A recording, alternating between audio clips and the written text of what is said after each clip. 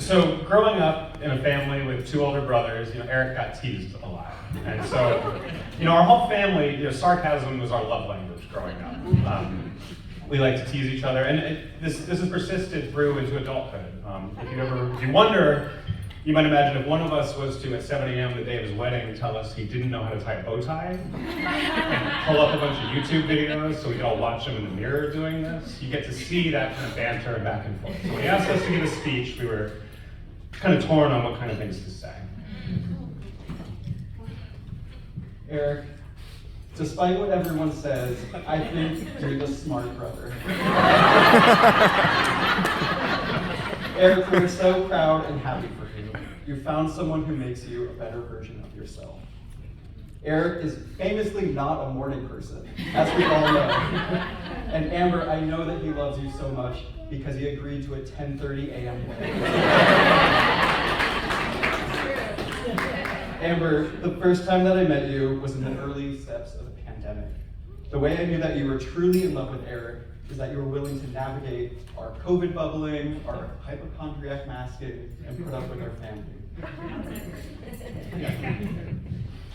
All right, so Eric, despite what everyone says, I've always thought you were the most interesting of all of us.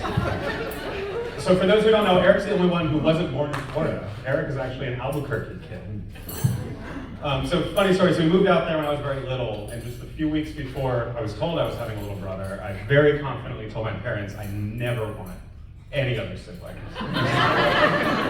So I'll take this opportunity in front of everyone here tonight to say I forgive you guys. So Eric's full of surprises. The other thing, if you would have known him growing up, you would have not thought he'd be into anything athletic. But here we are, the day of his wedding, going to sporting games, yelling at the TV.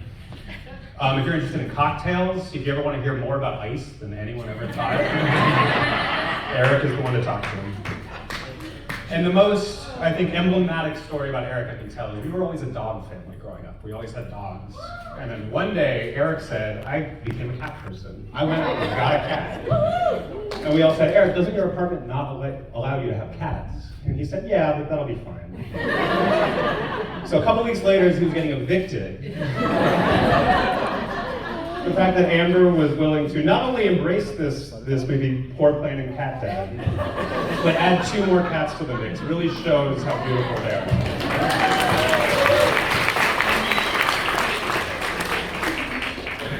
Amber, we are so fortunate to have your positivity, kindness, and thoughtfulness added to the family.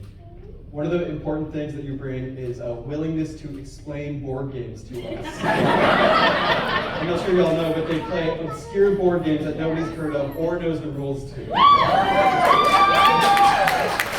And so, thank you for having the patience and walking us through, even with our short attention spans, and teaching us these games. So, everyone, raise your glasses. We're going to toast. To Eric and Amber. Eric and Amber.